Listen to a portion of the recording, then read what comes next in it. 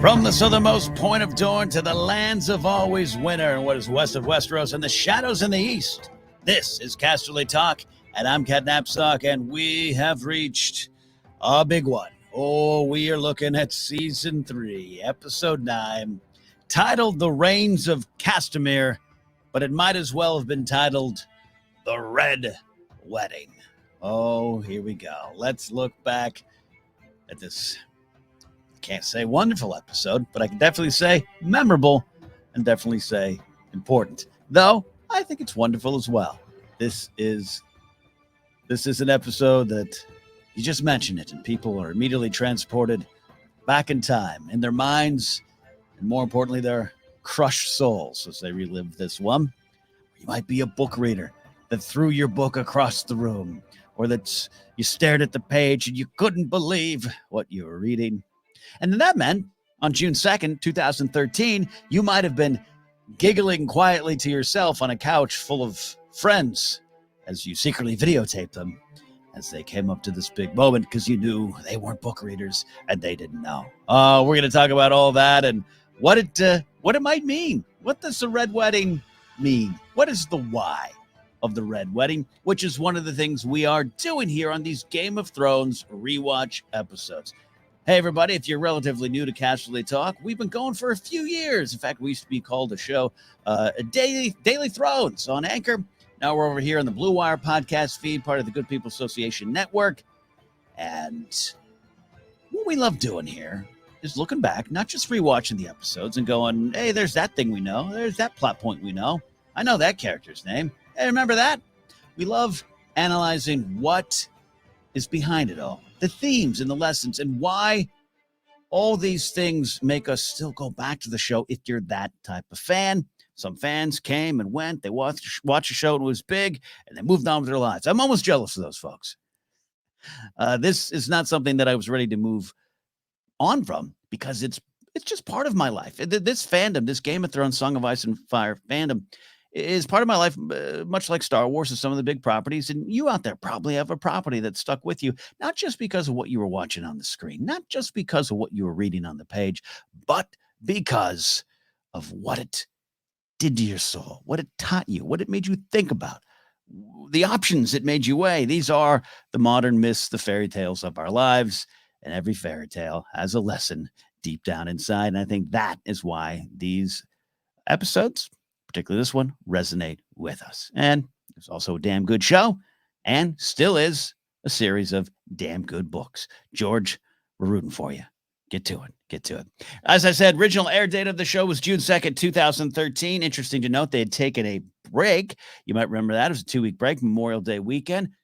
One of the reasons was in Season 2, Episode 9, Blackwater, Battle of Blackwater Bay. Big episode. We love that one around these parts. Team Stannis here. Stannis, you fumbled on the goal line. Anyways, that episode was aired on Memorial Day, and the ratings were significantly lower. The number of viewers lower. So HBO, hey, this is a business. We're not just here to sell Funko Pops. We got to get some clicks there. We got to get some. Well, back then it wouldn't have necessarily been clicks. It would have been actually tuning in. So they took the Memorial Day weekend off, which is something I do believe kept. It's a tradition that kind of kept going the rest of the show there. And I know Season 8 aired a different part of the year. But for the bulk of the show, I think they did take that break off. And it was always frustrating watching week to week. But it was also nice to take a little break. Take a deep breath, gather yourself before what you knew was coming with maybe Episode 9, which was definitely a tradition by now. Season 1, Episode 9, Ned. Season 2, Episode 9, the battle is over. We have won. And now this one here. But even then, if you weren't a book reader, you weren't fully aware of the Red Wedding, this caught all of us off guard. Excellently directed by David Nutter, who returned to the show, having directed a couple prior. And, of course, he would be with the show off and on to the very end, and known for, whereas Miguel Sapochnik takes over for the big battles and those kind of things. I think Nutter is definitely one of those directors, veteran TV director, who was able to really pull the character stuff out of smaller scenes while also putting some big action out there. And this sequence I just don't think David Nutter gets enough credit for doing his part to put together the Red Wedding. A lot of people put it together, of course, and perhaps most notably, Benioff and Weiss. Dan and David. David Benioff, D.B. Weiss, the credited writers on this episode. Cinematographer was Robert McLaughlin, which is, he did very well because a lot of this episode is low light. Now, later on the show, it would take some heat for shooting stuff in low light. I think back then the TV technology was just kind of you didn't have to worry about what settings, and I'm not throwing any shade on the crew behind the long night in season 8. I love that episode, and I was fortunate enough to just have my TV, dumb luck, had it on the right settings, I guess, and I didn't have a lot of problems seeing it, but I understand a lot of people did. This episode, cinematographer Robert McLaughlin really did a great job shooting a lot of things that were dimly lit, a lot of dark corners at play in this episode. Editor was Oral Nori Oti, who should be noted that Oral Oti was actually nominated for an editing Emmy for this one. Didn't win, but was nominated with good reason. And David and Dan got nominated for an outstanding writing Emmy in a drama series for the I believe it was the 65th annual primetime Emmys. Michelle Fairley not nominated, and this if you do this and you don't get nominated, what's the point of acting awards at this point here? At least nominated. Win, maybe all right, but at least get nominated. That kind of burns me. 5.22 million people watched on the premiere. There was a second viewing that gained almost an additional 1.5 million.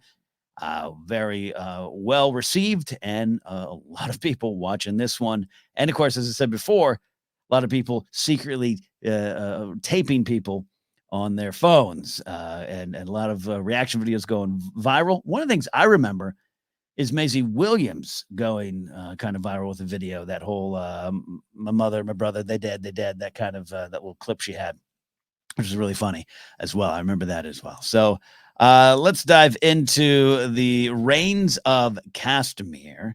And also, let's talk about perspectives. I'm speaking a lot of you longtime listeners and viewers here to Casterly Talk. Thanks for listening, or thanks for watching as well, or maybe you just watch on YouTube. This is a podcast first and always, so you're just kind of seeing a man with a bushy beard recording his Game of Thrones podcast for now. But my perspective is this.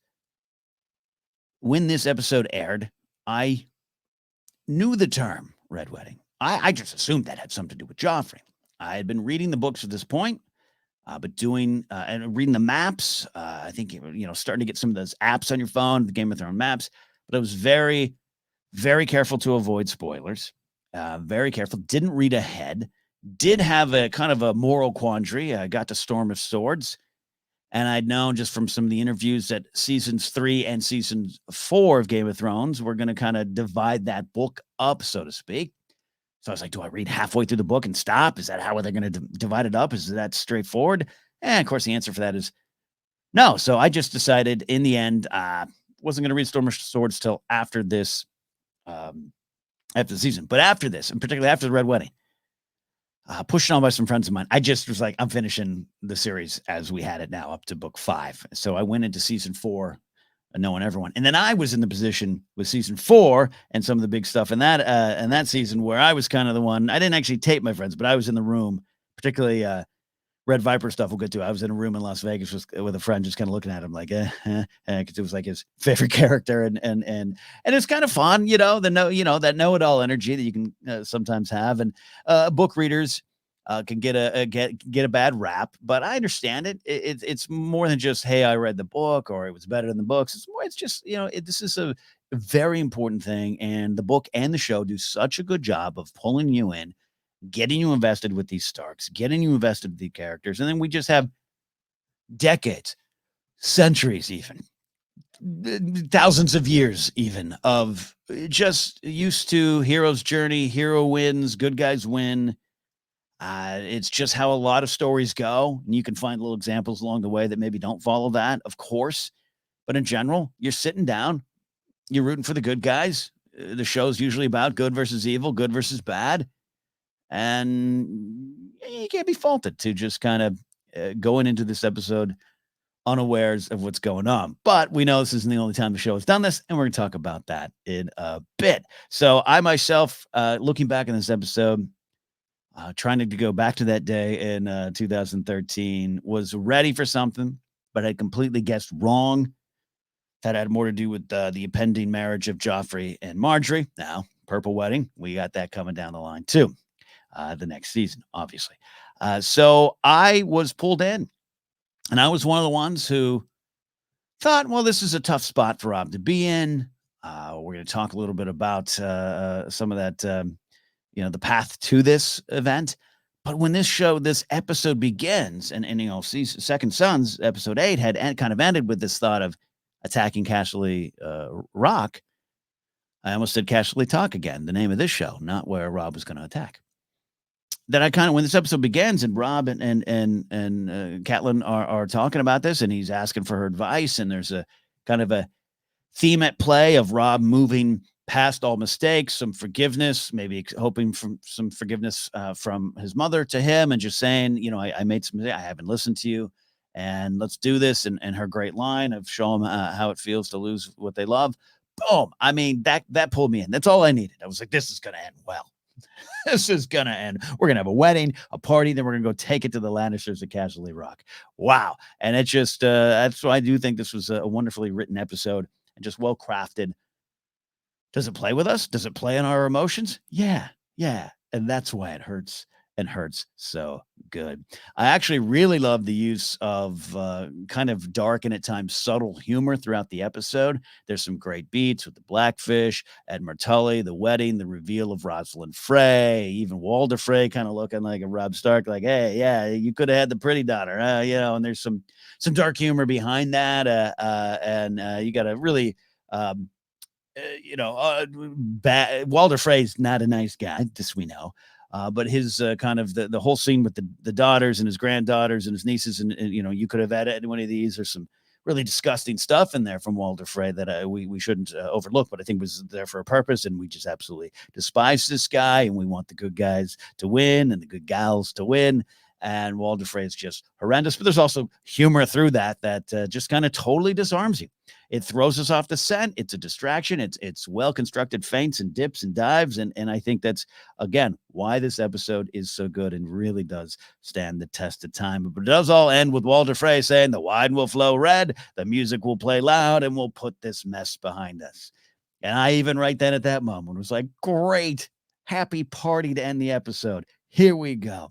So it was a stunning storytelling in television, and all credit due to George R.R. Martin for this.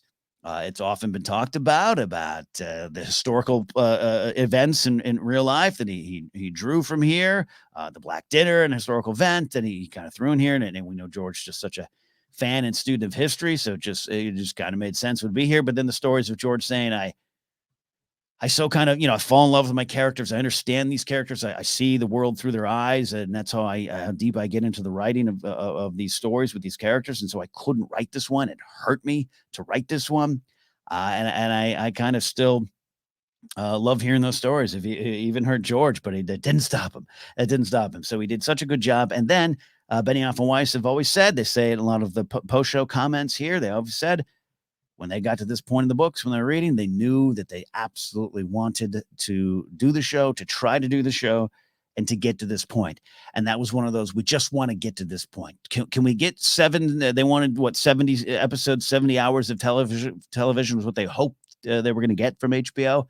They ended up getting the 8 seasons and what about 73 hours of television? But they just wanted to get to this point. And we've talked about it. We've tracked about it. By this time, Game of Thrones is absolutely encamped in the hearts of our lives. And at Comic-Cons, they are rock stars. 2013 was the first Comic-Con I got to attend, working with the Schmoes Know guys. Actually, back then it was just Mark and Christian, and we were very fortunate to get to some parties our first couple nights there. And George R. Martin was there, Kit Harington. Rose Leslie was there, and Richard Madden. I actually got to meet Richard Madden, and they just I've described it before in the show.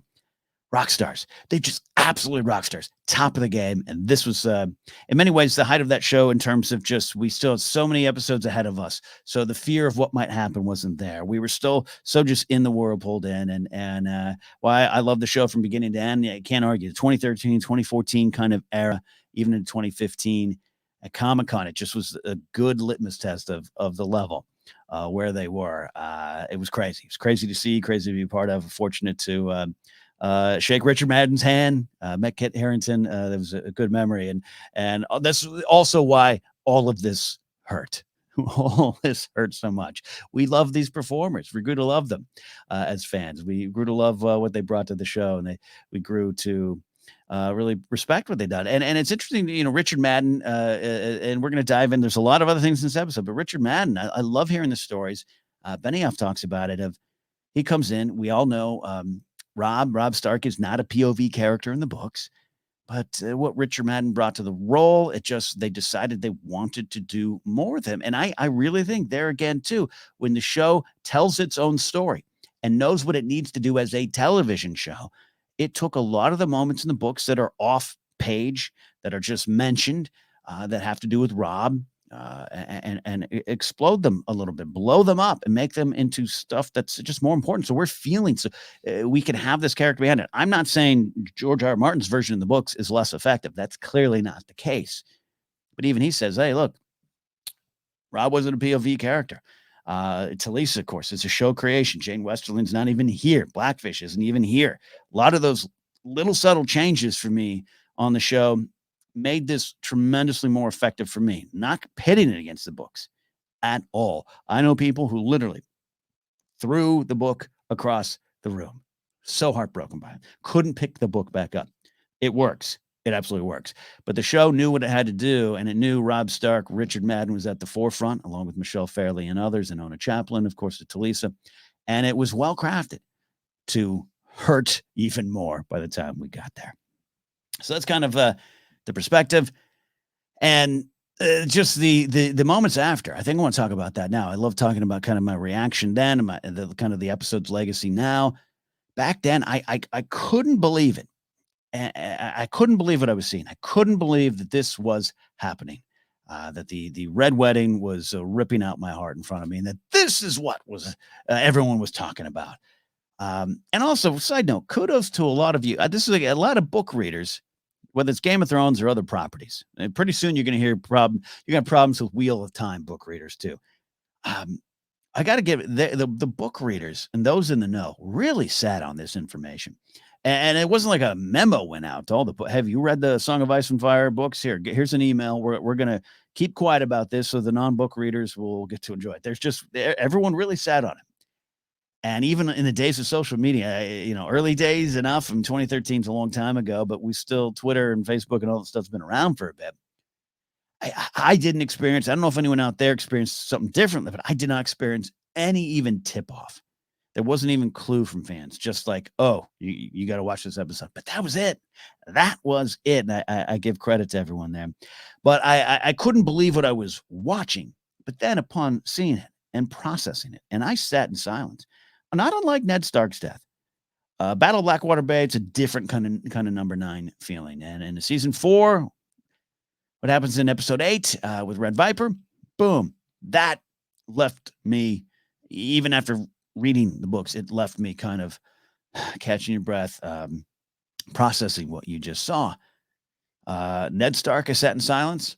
This absolutely sat in silence. And then the show decides to let you live and stew in that silence with their choice to have no music over the end credits. I think one of the best choices the show ever made. And they use that effectively again with Hard Home, I thought. After processing it, what I couldn't believe is not that I couldn't see it, or that it happened, that I couldn't believe I didn't see it coming. And we love looking at these episodes and saying, hey, when you watch all 8 seasons, you go back, so many things have more meaning along the way. And not just in terms of indicators of things to come, but I always give the example of season 1, episode 4. I believe it's season 1, episode 4, when Ned and Catelyn look at each other for the last time. They don't know it. We at the time might not have known it, but that's the last time they see each other ever in their lives. I love going back and looking at the show. And so you go back and you start tracking this back to even season 2.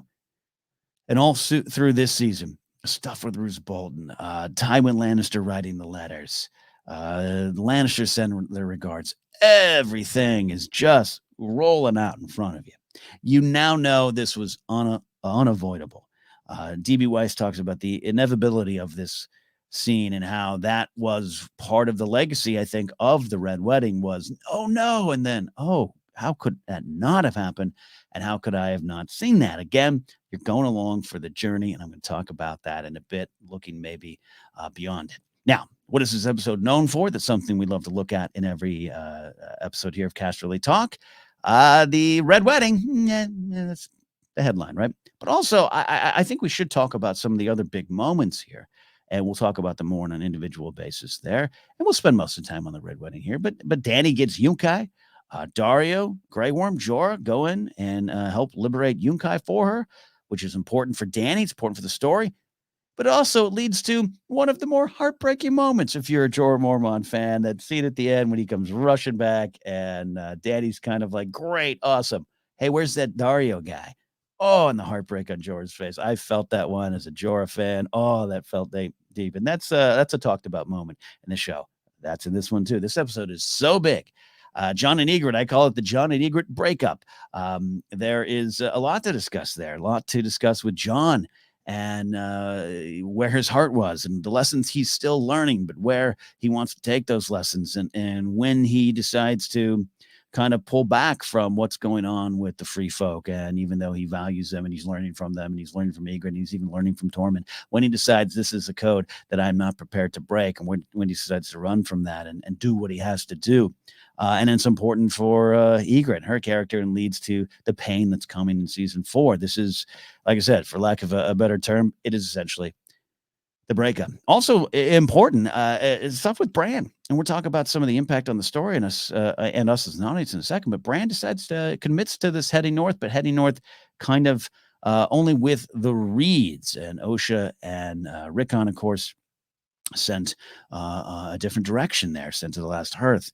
I think that's rather important for this episode as well. So there's some great little stuff with Sam and Gilly following up from last week's big reveal at the end with the killing of the White Walker. So this episode is rather big. And like I said, I even joked last week reviewing Second Sons. That is, I always think Dany takes Yunkai in that episode. Or that she gets Yunkai in that episode, and that the Jorah moment's end. But it's not. It's here. But of course, the Red Wedding is going to dominate. Looking at the impact on the story, and we'll dive into the themes and lessons here in a bit. But let's take a look at what this episode, The Reigns of Castamere, did for the story of Game of Thrones. All right.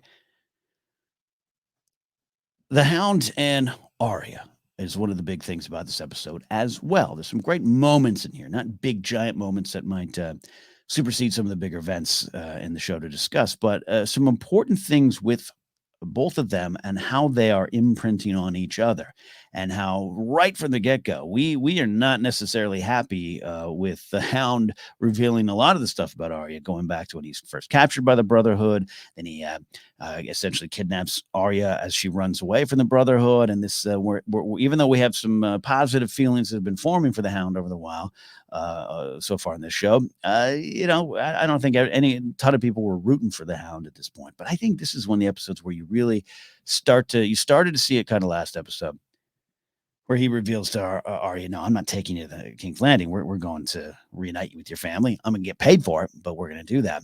And with Arya being so close to home, so close, but will never really get home again, that this really has a lot more meaning now when you look at it.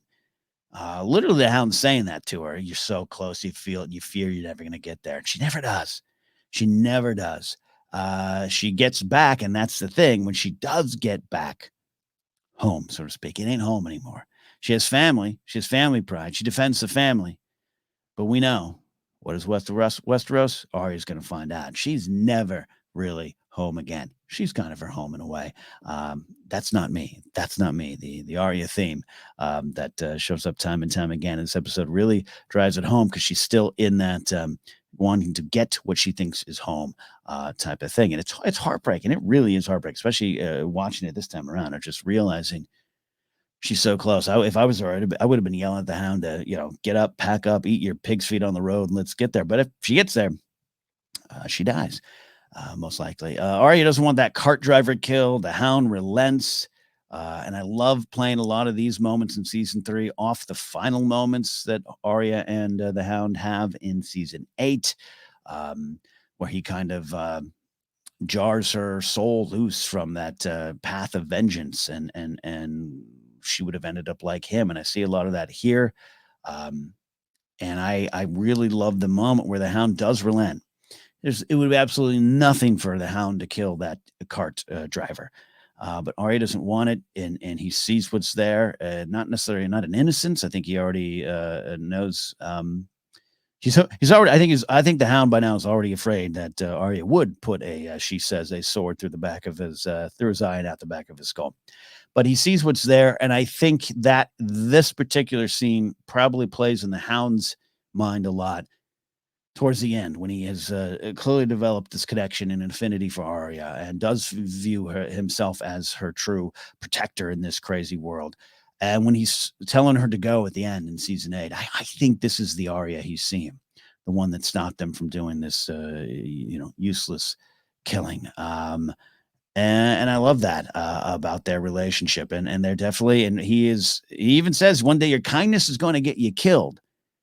And I think she takes that from him. And though her heart may still be there, but she is protected. She is smarter. She is wiser.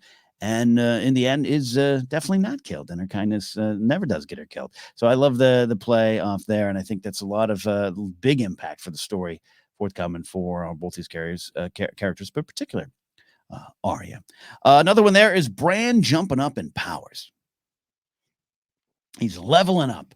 Love this idea here. I know the story of Bran is definitely less popular. I totally get that. I totally get it. But it's pretty important to the story of A Song of Ice and Fire and A Game of Thrones. Whether or not it ends up in the same place, it doesn't matter. Again, the show's telling its own story.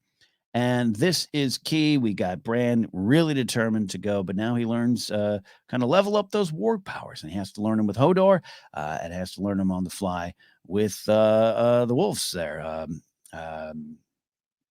At the end there, saving Jon. So, or trying to save Jon. So I love that. I think that's important. You can't overlook that as he develops more and jumps into Summer and Shaggy Dog. He's definitely he has some new powers in the video game he's playing, and I think that's important too. And Dany and Yunkai. She is the great liberator at this point. Some would say also the great conqueror, but I think at this point she is a liberator. We've been tracking Dany and her intentions, and season 3 is a lot of her discovering, hey, I need an army. I've got an army. I've got power. I've got a reason to use this power, and it's to liberate. And that's where she starts, and that journey goes that way. We'll follow that out as we move a little closer to getting to the end of Dany's story. But we're still in season 3. It's a celebration. Dany is picking up chips on the game board of life here as she tries to move towards the end. And then one of the big the impacts on us here is what we as an audience went through. And I'm going to talk probably a little bit more of some of the themes behind it, the why, the red wedding, the red wedding as best I can. But we as an audience could never let our guard down again. We probably by this point should have known to never let our guard down. But as a television audience, we never failed to learn the lessons from this one. We were always watching. And even though it still surprised us, even though it continued to hurt us, we were just in a general sense, always watching for the big surprise that would hurt our souls again on the show. Some little moments of foreshadowing, things with more meaning. One funny thing I'll say about that is the red wedding itself, all through the episode there, the Rents Castamere, but as it relates to what's going on at the Twins, there's a lot of foreshadowing in the episode, right? Again, you go back, even the second time you watched it back in 2013, maybe a Monday night after you watched it Sunday, you're like, it hurts, but let me watch it again. You just start seeing it all roll out. From the obvious things to the strains of reigns of Castamere causing Catelyn start to turn around, Black Walter closing the door. There's a lot of things, but just it builds and builds and builds. And this episode has a lot of just things with more meaning for the last 10 minutes of the episode. Some things that pop out though. Sam and his books. I love the scene with him and Gilly. Her looking at the wall. It's a really great moment. How she says Craster always said, if no wilding who ever looked at the wall survived, and here I am looking at the wall and I'm alive. Love that moment. It's a sweet moment. They've got such a just a sweet relationship. Can't think of any more syrupy words to describe it than that. But I love how she's questioned about how smart he is and where do you learn this stuff and all the things he's learned, things about the Night Fort and where and you know all this because you read marks on a page. Yeah, I read it about it in a very old book. So it's great for Sam. I love that she calls him a wizard in this moment. But talking about foreshadowing things with more meaning, the knowledge that Sam continues to pull from the books is life-saving knowledge. It's important knowledge. It's key to him. It's key to the story going forward. And I love just kind of seeing a lot of these moments. Season 2 has a lot of these moments too, but a lot of the moments about Sam and his books and the information he gets from those books and how important they are. John and Bran so close yet so far. They'll be reunited again, but there's a couple times. There's more moments in season 4, of course, with the mutineers. Oh, so close. Oh, so close. And what could have been. I don't like getting Game of Thrones and Song of Ice and Fire are just it does have a lot of what ifs, and I love playing with the what ifs. A lot of the early programming here in Casterly Talk and Daily Thrones were just playing around with the what ifs. And what if Ned Stark had left King's Landing and not listened to Baelish? What if this? What if Catelyn hadn't taken Tyrion? And on and on and on. I love doing those. I don't like analyzing the stories with that kind of gaze, I should say. It's not productive to engaging with what's in these episodes and what this show is trying to tell us, and I think it can spin you down a path. But it's also just damn fun, and I often think of if John had actually seen Bran at this point, what would he have done? And I think he would have hindered him more than anything, and not let him fulfill his destiny, so to speak, and at least continue his journey. So some fun what ifs there. Osha and Rickon going to House Umber and the Last Hearth. We know that has tragic consequences and something we never really see again until season 6. Of course, so Rickon, farewell. We hardly knew ye. Art Parkinson, great little performer here. I had a chance to meet him a little bit later on during my time at Screen Junkies. Great young guy, doing great work. And I think this is Rickon's finest stuff. We hadn't really seen Rickon doing this kind of stuff before, and he's great. I love there's a little tiny moment of Hodor reacting to the mention of Old Nan, of course, his great grandmother, and information that many knew. And I think even by this point, I had been aware of it, kind of looking into the history of some of the characters, as trying not to spoil myself as best I could.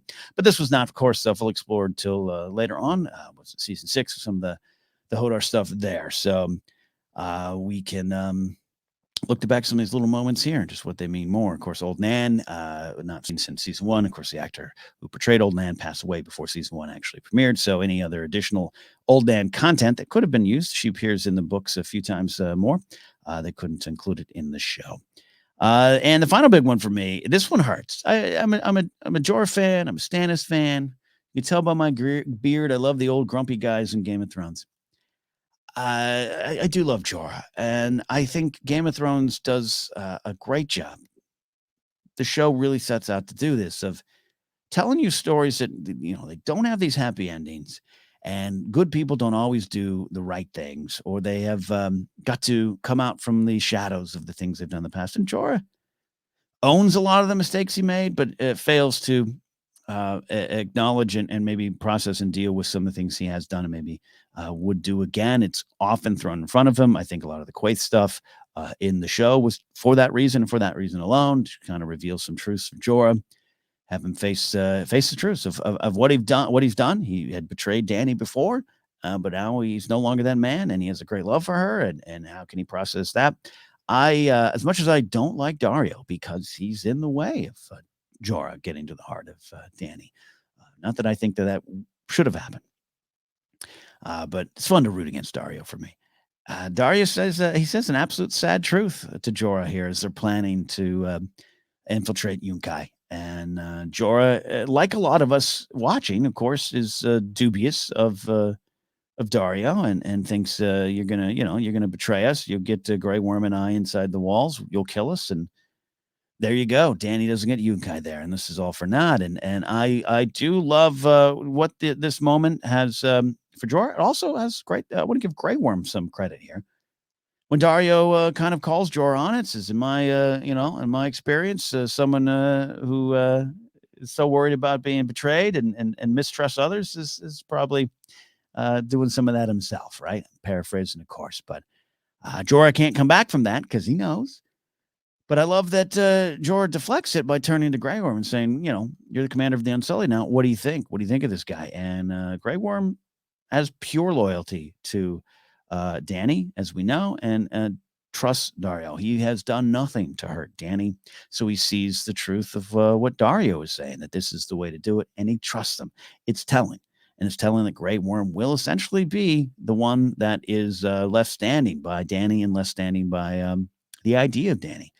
For right or wrong, at the end, some mistakes may be made, but again, that's kind of the lessons the show wants us to experience here and learn from and ruminate on.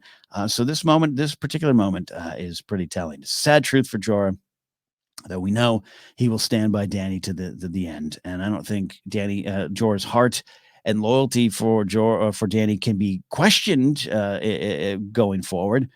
But he didn't face this truth. He just didn't face it. And maybe at this point, there could have been a way that he could have approached Danny with it, or could have found a way to work through it. And he doesn't. He hides. He's in the shadows there, and Dario sees it. So I love all that there. Love also getting your tweets. You can do so by following me on Twitter at Ken Knapsack, or just using the hashtag Casterly Talk. Hashtag is something else, but we should all use that hashtag. But the hashtag Casterly Talk is where you can tweet me and use that hashtag, and we can get your comments in future episodes here. Just name the episode, the number and the title that you want me to read this in, and we'll talk about it. Justin at JCC125 says, I came in 6 seasons late. I love that. So I was playing catch up, watching episode after episode. When I watched the Red Wedding episode, I didn't watch an episode for 3 days. The fact that the show, next comment there, Justin, I feel you. Even for those watching as it happened in front of us. I did watch it a couple days later, but I the rest of that night, and I think I was texting friends and all that kind of stuff, but I just couldn't believe it. I just couldn't believe it until I think when I started to watch it again was when I started to go from I just couldn't believe it to I just couldn't believe I missed it and didn't see it coming, and I wanted to kind of analyze that. So I'm with you there. Our friend Eric Monroe has the next comment that I was about to read there. Says, the fact the show managed to make the Red Wedding even more traumatizing is a credit to the show. Having it start off with a pregnant Talisa getting stabbed in the belly was absolutely brutal. I think when Rob says mother, he was acknowledging she was right about crossing Walder Frey. I admit when it aired, I thought the closest of Catelyn then was the prelude to Stoneheart. I sat in silence for 20 minutes when the episode was over. We're talking about the Lady Stoneheart of it all here. But yeah, the silence. That's one of the shared experiences as we go back and relive this episode. The silence we kind of all were in. I would love to know, though, if anyone had or saw or experienced anyone else's reactions that was not silence, but screaming or throwing things at the TV. I'd love to know if you experienced it that way. But Eric here and Justin kind of both saying what I experienced as well. Silence and the need to process, which is a testament.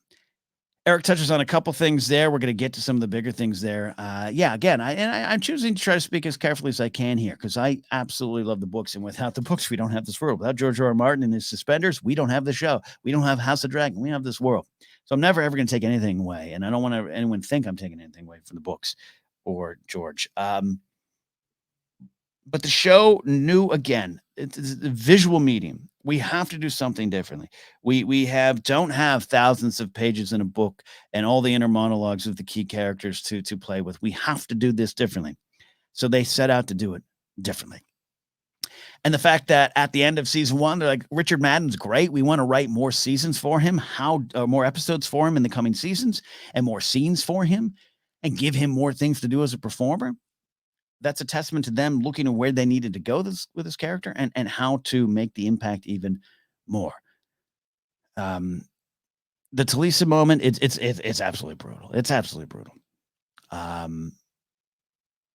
And it's so effective, and it starts things off. And again, because that is show only, her pregnancy, show only. We don't have a book scene with Jane Westerling going, "Oh, Rob, would you like to name him little Ned? Would you like Ned 2? Come on!" They don't. The book doesn't pull on our heartstrings in that way. It pulls on our heartstrings in other ways. Again, to be clear, it's effective, more than effective. It's traumatizing the books as well.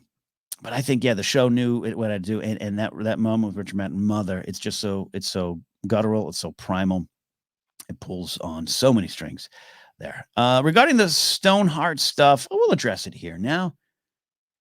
I thought the end of season 4, I absolutely thought Stoneheart was going to be revealed, and by now I almost should give if you haven't read the books and you're planning on it, maybe light spoiler warning. But I think by now Lady Stoneheart is just so in the pop culture.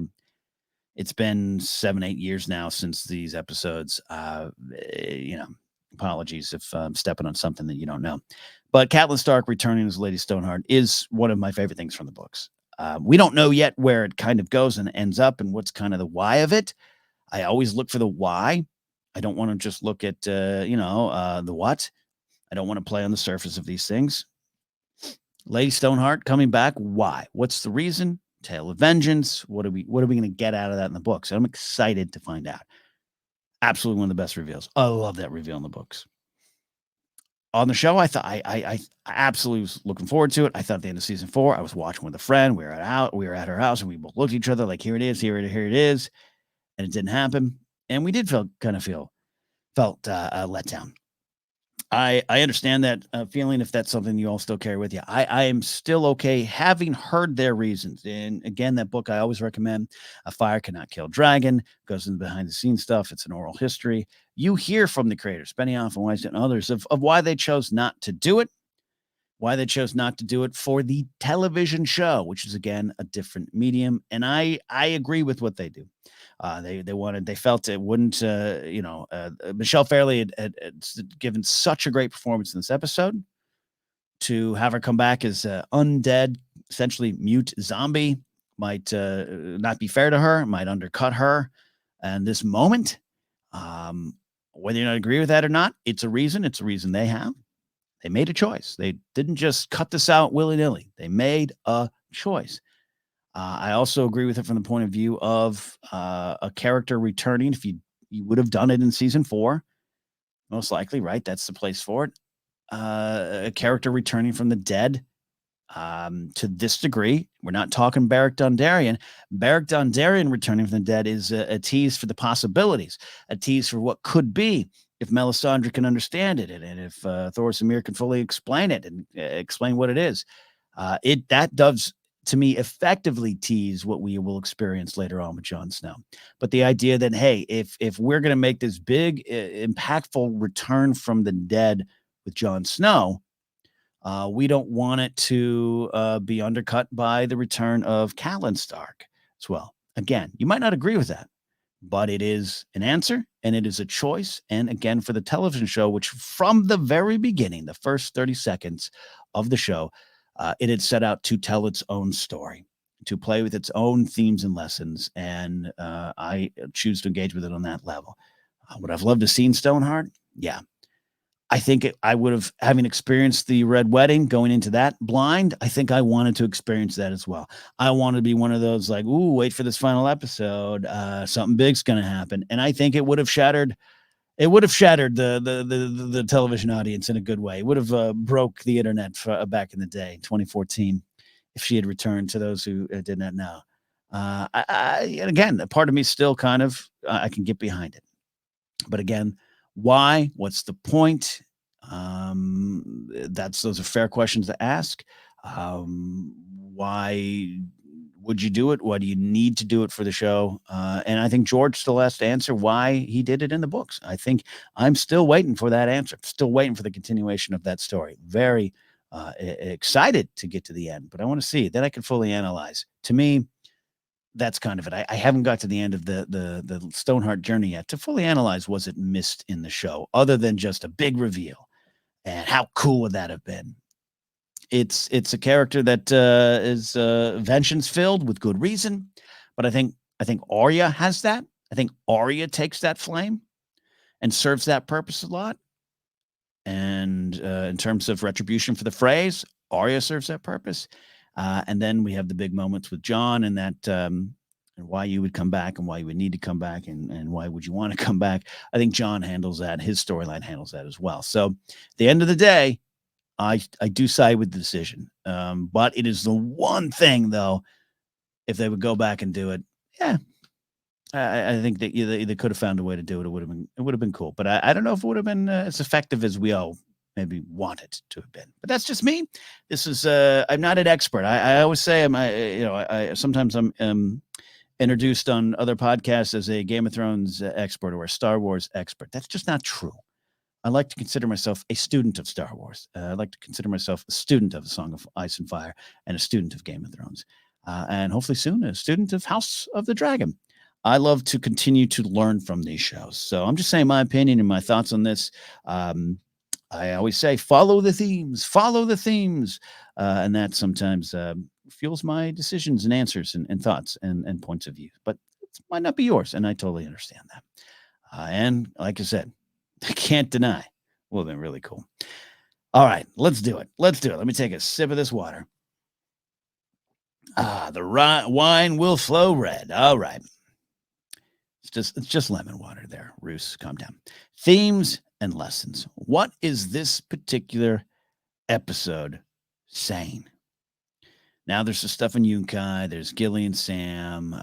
There's a lot of the cool brand stuff there. I like that stuff. The power of the Ygritte and John breakup, and we'll talk later on. We'll talk on some of the episodes in season 4 about the why of Ygritte. I think Ygritte's one of the most important characters in the show, brought to life so wonderfully by Rose Leslie.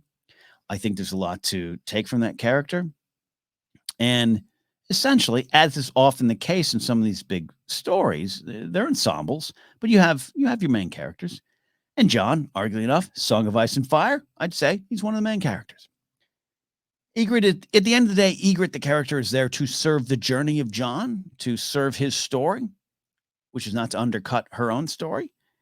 And her own story is tragic. But she is the character that I think changes Jon Snow the most and gives him the most important lessons and changes his perspective. And as John in season 3 gets his kind of new goal, which is to find the right way to be a hero. That line from Mance Rayder in season 3, episode 1. Oh, I know what you want to be. You want to be a hero. Very important moment. But Ygritte is there to change a lot of that for John. So this moment is very important too. But I really do want to just dive into the big theme, and I think it plays out a lot in the Red Wedding, but it finds its way into some of the other moments here on this episode. And it's this idea of honor versus survival. We talked a lot about Arya and having the conversation with Thorsamir and Beric Dondarrion, tearfully wondering, maybe hoping that, hey, you brought Beric back from life now 6 times or whatever it is. Could you just do it once for someone, maybe if they don't have a head? And I don't think it works that way. That is a lot of, and DB Weiss and Benny F do talk about it a lot too. It's this world, this cold world in which Arya is seeing these 2 men who at this point she doesn't respect. She's watched the Hound leave and get away with the murder of Micah, and her father, the most honorable man she knows, is dead, gone, beheaded. And there's no honor in this world, or at least her thoughts of honor have been completely destroyed. The worldviews, the perspectives completely get blown up a lot by these characters. So you come to this episode, and I think this episode and I think this show is constantly talking about honor versus survival. And there's some ways, I think of season 1, was that episode 7, right? The Bronn fighting for Tyrion up at the Vale. Love that sequence. I love Bronn. Bronn's kind of a dirty, nasty guy. Doesn't fight fair, but he wins. And if Liza Aaron screams at him, "You did not fight with honor." You're right. But he did. I love that moment. I think it's an important moment. And I actually understand Bronn a lot in that moment. I always say I kind of at times, Tywin's one of my favorite characters because at times, not that I'm rooting for him, but at times I think he's doing what's right in this world to protect your family, protect your legacy, to win and to survive. There's a lot of other properties in Star Wars. This is one we study. We talked about it on previous episodes here of Casterly Talk. Star Wars is always asking you, hey, why do you fight and how you fight are equally as important. So Game of Thrones has this real world approach. It is, George R. R. Martin saying, great, Aragorn won, but what are Aragorn's tax policies? Let's get to the real stuff. And I love that. Even Benioff says it in the, inside the episode stuff for this episode. The good guys always win in these stories. That's kind of the point. It's about the journey. He does admit that maybe he'd like to see the bad guys win sometimes, which is, maybe an insight into Benioff there. But you don't see the hobbits slaughtered by Saruman at a feast or something like that. But in the real world, we do. And Game of Thrones, the show, the books, George R. R. Martin, but the show loves to kind of hide behind that in a way. Like, we're going to do some horrible things. We're going to stray strain and fray your nerves, and we're going to break your heart. And George loves to do that too. And I think sometimes it's a joke, it's a wink, it's a nod of who will die next. But I've tried to analyze it today as best I can. Again, I'm not an expert. I'm a student of this stuff, trying to learn even more and more, try to gain more insight into the why the red wedding. I don't know why I want to say wed wedding today. That wascally wabbit is coming to get us.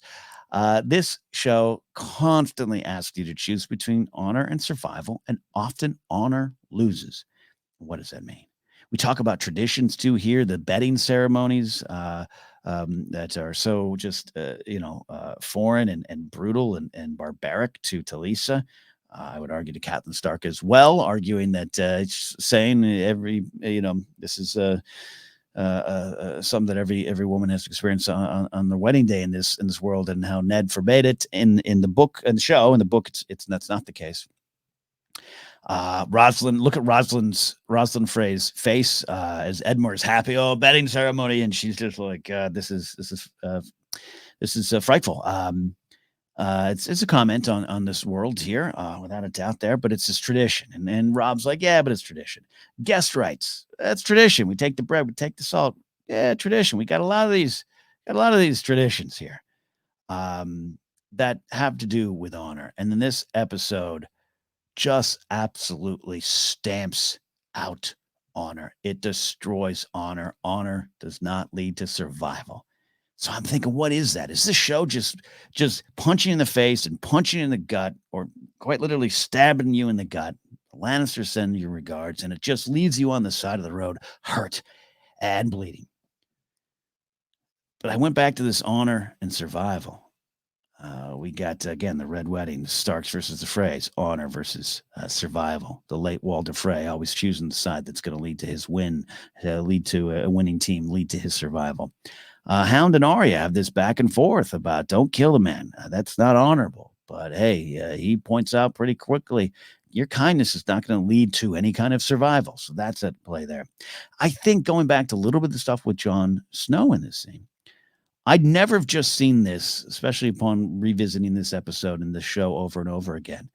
But as the years have gone by, I've never just seen this simply as Jon is loyal to the Night's Watch, the hat I'm wearing, and wants to get back to them because that was Halfhand's plan, and this is what I got to do. There's a little bit of that at play. But remember, Jon has been transformed.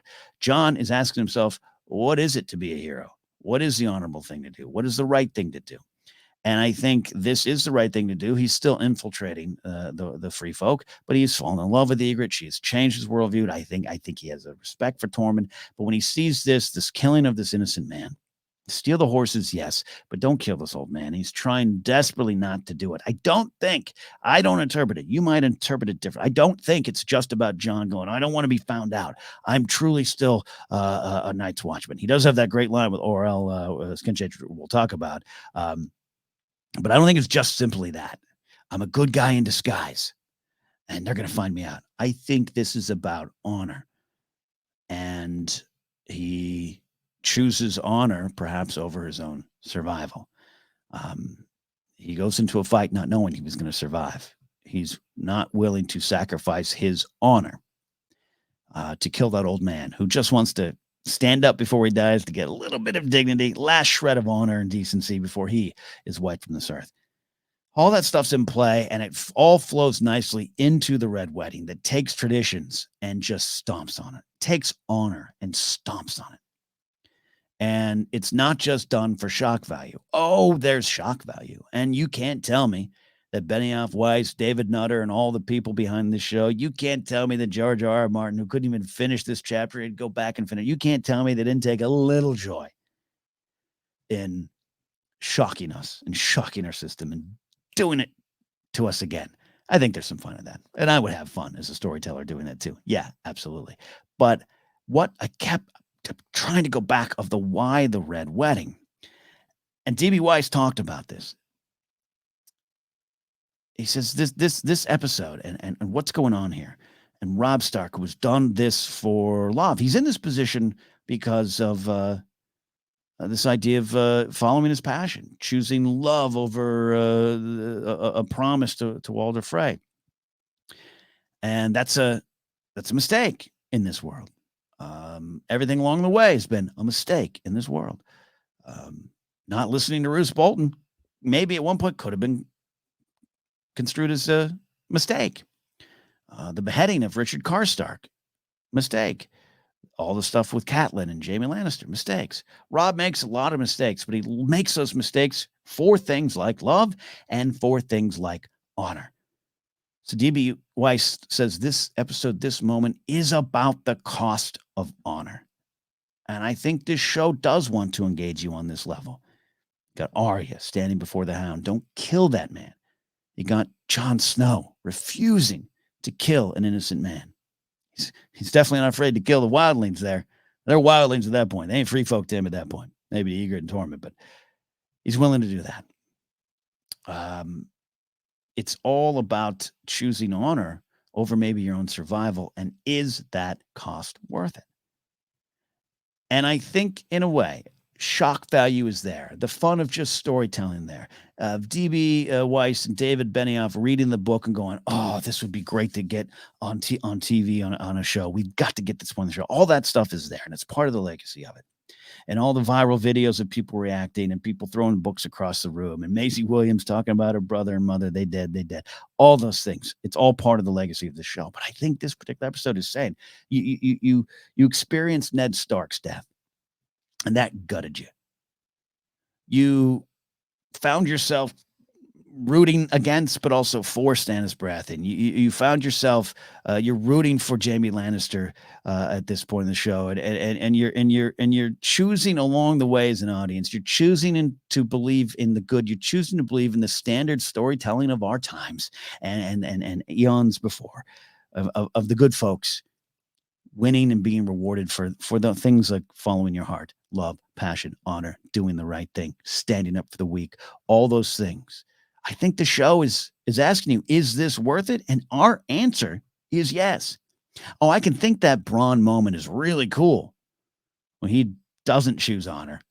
Now, I would say there's some stuff going on that he had to step in for Tyrion. There was some dishonorable stuff being thrown at Tyrion. And I think there was some honor in Bronn standing up for Tyrion. We can talk about that moment again. We already looked at it here on the episodes here. But I do think we as an audience are answering to the question Game of Thrones is asking. There's a cost of honor. So is it worth it? And it's not just about, hey, if you were Robb, would you go do it again? Would you marry Talisa again? Would you break your bonds? Would you do that all kind of stuff again? No. I don't think it's just about that. I think we continue to choose it. It reaffirms that these are perhaps the right decisions despite the cost. And like I said, in the rearview mirror, we have the pain of Ned Stark's death. We have a lot of things in season 2 that hurt us. But after this one, even though we never trust the show again, even though we're always looking over our shoulder as fans going, who are they going to take out next? When it happens again, or when good characters go bad, or when good characters have bad things happen to them, or when good characters make mistakes, and when good characters lose themselves, or even the bad characters like my friend Stannis continues to sacrifice himself for the pursuit of something else, for the pursuit of survival, essentially, eschewing honor for survival. All these characters do it. When it happens again, even up to, I think, Dany's death, we as an audience are choosing to believe that the cost of honor is worth it. And that is why we are hurt even more by what happens.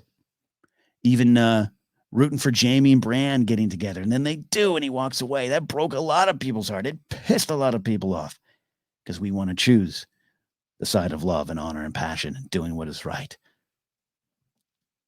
When Dany falls and stumbles, there's a lot about what the world does to her.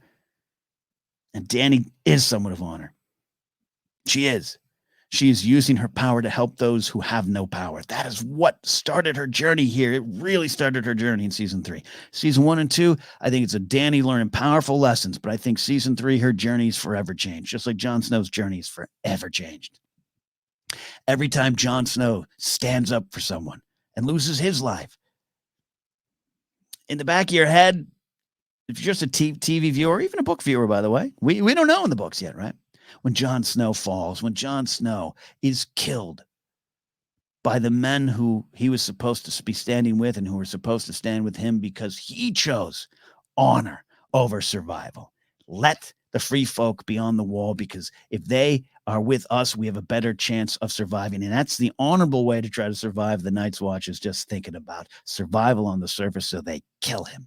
All along the way, our hearts are continued to be broke by this show in the best of ways, because I think when the show asks us, is the cost of honor worth it? We answer yes every time, which is why I think this show works and why I think the story it's telling is so powerful. Oh, there's a lot of other things that make it work. There's a lot of other things I love about it. But that, to me, is the end of the day. At the end of the day, where I'm at right now, students continue to learn, but where am I right now? That is what I think is the why of the Red Wedding. Is the cost worth it? And our answer is yes. That's why our heart breaks. And the sequence is beautiful in this brutal way. It's beautifully done. Brutally done, but beautifully done. It plays out. Grey Wind dying. Arya watching the light go out of his eyes, the light of House Stark going out. She's never going to get home in the way she thinks ever again. Robb Stark, who was there to get vengeance for his father's death, the wrong that was done to an honorable man, he can no longer get it. Talisa, who taught him so much, changed his worldview as well. Gone, needlessly murdered. And Catelyn Stark, who wanted to always choose love and her family and followed those goals with passion and all her heart, making mistakes along the way, constantly making mistakes along the way. I used to in my younger days, I should say. I'm older now, gray. But I used to take some shots at Catelyn Stark. Not Michelle Fairley, who's just an amazing actor, but I used to take some shots at Catelyn Stark. A lot of this is her fault, I would say. And on a surface level, if you love engaging with this story on only a surface level, yeah, she makes a lot of mistakes. Yeah, Robb makes a lot of mistakes. The sins of the Starks, they make a lot of mistakes along the way that continue to get them into trouble.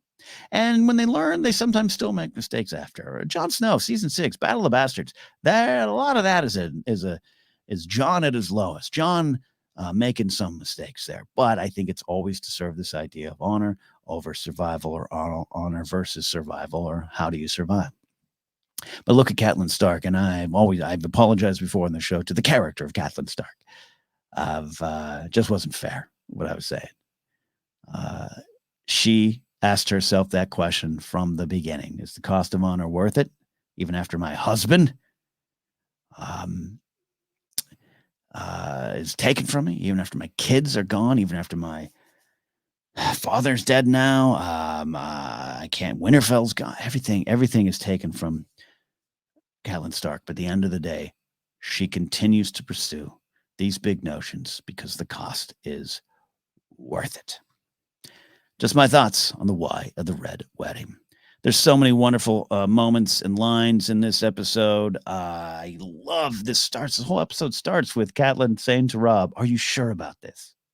Are you sure about this?" And you never know the answer. But he finally decides to listen to her. And I love her line, "Show them how it feels to lose what they love."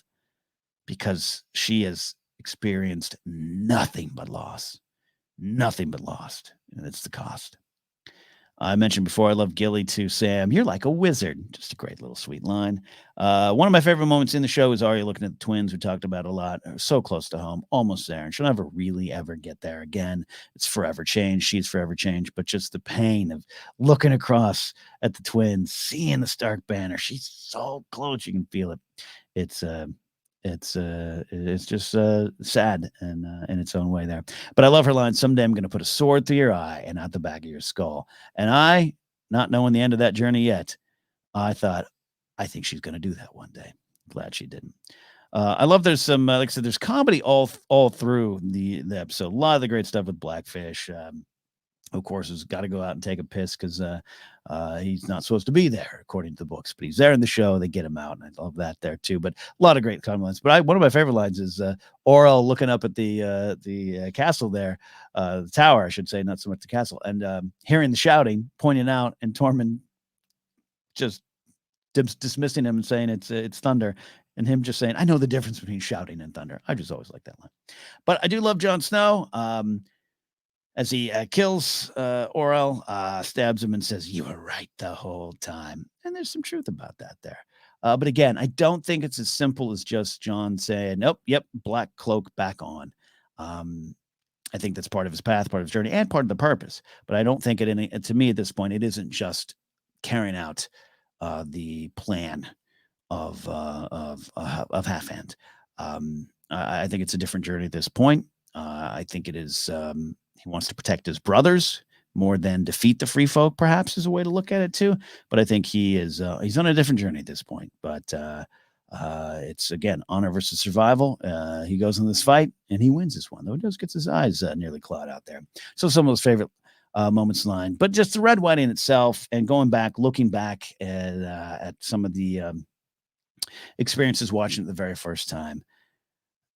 And again, I'm joking, but I'm joking at my own expense. I totally thought the Red Wedding. Oh, I heard about that. That's going to be something with Joffrey. It's got that wedding can't go right. Well, though a lot of us read about that. They do such a good job with the laughter and the Rosalind Frey being revealed to be pretty and all those little moments, and it carried off the betting. So even Edmund's, "Oh, careful, ladies! Once you let that dragon out of you can't go back in." You're laughing, you're joking. The first moments of Reigns of Castamere playing. You got what's a Will Champion from Coldplay's up there playing the drummer, I believe. Once you hear that music, and again, last week, Second Sons, Cersei Lannister, in that scene with Marjorie, just explains, oh, have you heard that song? Cersei Lannister, Lena Headey, is talking to us as viewers, going, "Oh, you've heard this Reigns of Castamere song, right? The Lannister theme song. It's shown up in some episodes. I think Tyrion whistles it at one point. People sing it. Yeah, you've heard that song. But do you know what it means? Do you know it's about my father and the way he strikes back?" She was telling us. But if you're like me, you're not listening until that moment. Until that moment. Chills absolutely went down my spine. Swear to God. And it still happens. I've watched the Red Wedding. Not only did I watch this episode twice to go into this episode, I watched earlier springtime. Grace and I, my fiance, we watched the whole show again on our own, and even watching it then, it just you get tight, you get worried, you start experiencing it all again, and when the Reigns of Castamere starts playing, I think it's one of the show's finest moments. I like the moment with Roose, the peel back of the armor. It's wonderfully awkward in a way. Like I keep analyzing why is at this point, I guess Roose is so confident this is happening, and he's not wrong, but he's just kind of like, "Yeah, I've always hated you Starks anyways. Look, chainmail, you're dead." That plays out well. Everything plays out well, and how it is drawn out. And you cut back. You go to the Hound and Arya. You go to Arya seeing Grey Wind pass away. It's just hard for me as a pet lover. That scene hurts. You see all of it there. You see the drunk Starks being murdered all across the grounds there at the Twins. But the Red Wedding stuff, just it's so painfully paced in this wonderful way. And even Benioff says, like, by the time you get to the end, Catelyn Stark has cut the juggler there, the Walder Frey's latest wife.